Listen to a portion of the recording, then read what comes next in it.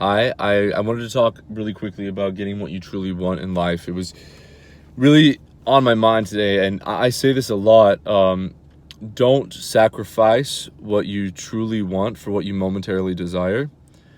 And what that really means, if you can't figure it out already, is, which I'm sure you can, but just to clarify, um, you know, in a moment we often feel like, oh, that ice cream, it's not a bad plan, it's not a bad idea. Like, in the moment, the ice cream feels like a good choice, but if what you truly want is to be healthy and in shape, the ice cream is not the best choice.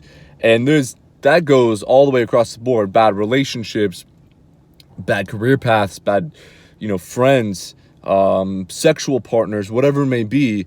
What are the choices that you're making, and do they reflect what it is that you say that you truly want or know that you truly want?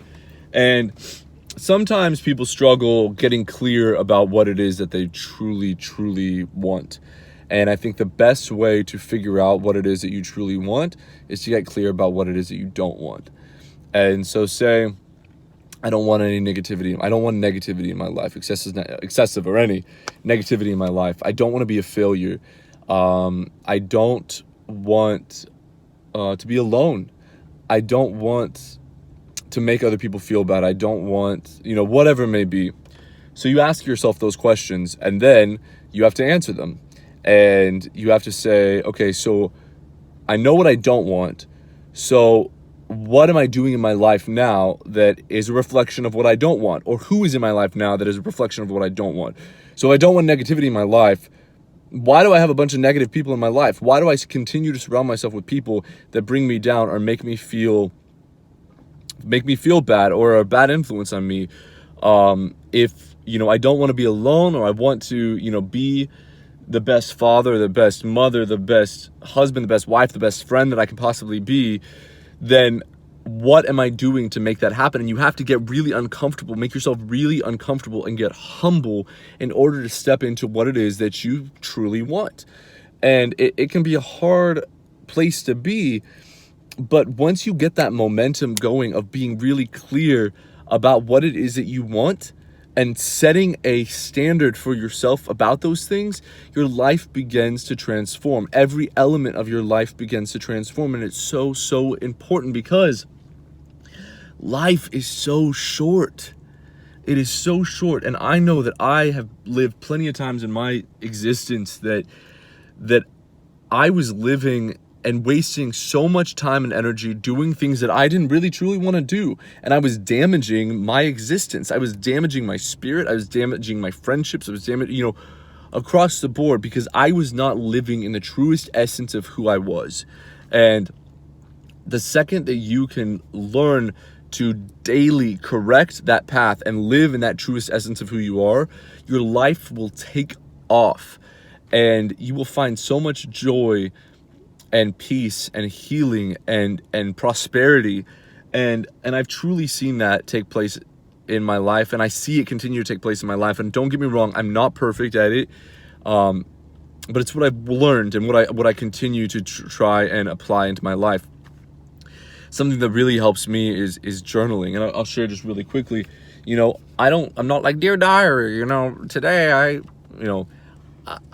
mean, you can, but I really just ask myself some questions every day. So I start, as soon as I wake up in the morning, I have a list of questions, and then when I go to bed, I have a list of questions / statements.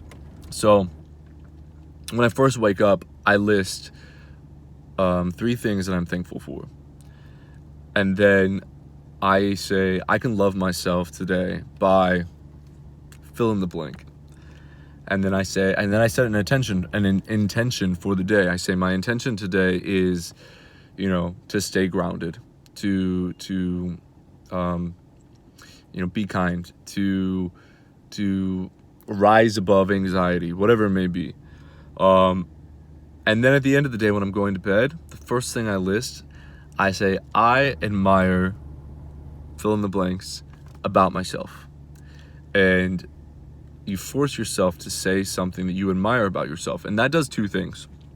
One, it it boosts your confidence and allows you to realize that there's far more good in you than there is bad, and to really stretch yourself to find things that you admire within yourself. The second thing that does is when you know that at the end of the day that you have to answer that question, all of these questions, you live your life a lot more intentionally, in the sense that if I know that at the end of the day I have to find something new to say that I admire about myself, that day I'm going to be applying things in my daily life that are admirable.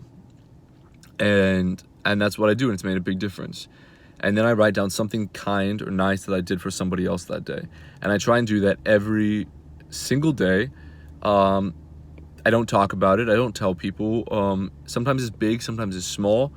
But I try and find at least one thing every single day where I actually go out of my way, stop what I'm doing, and help somebody else with something. Or I do something, just kind, a surprise. But typically I think when you set that intention, the opportunity presents itself. And I believe that God presents an opportunity for you to help somebody. And when I've asked for that opportunity, it has always happened.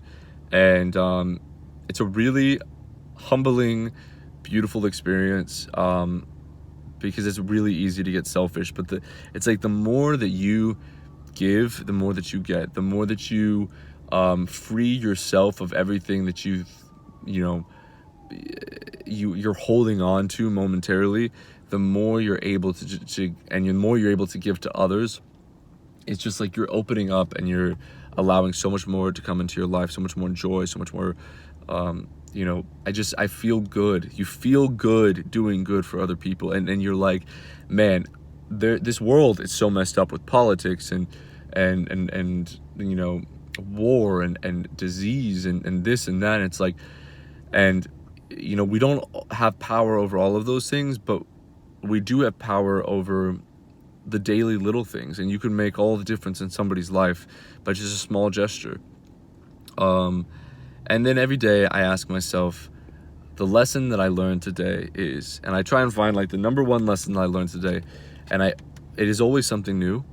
And again, it works in many different forms, but it really allows me and teaches me to be present, to be aware of what I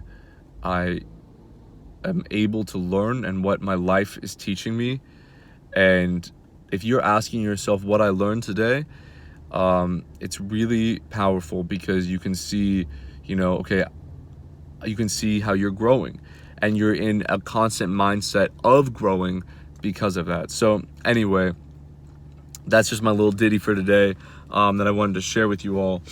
And I hope that it helps somebody out there. And like I said, it's definitely a journey, but I just want to remind you all, through journaling, through talking to friends, through whatever it may be, don't ever sacrifice what you truly want for what you momentarily desire.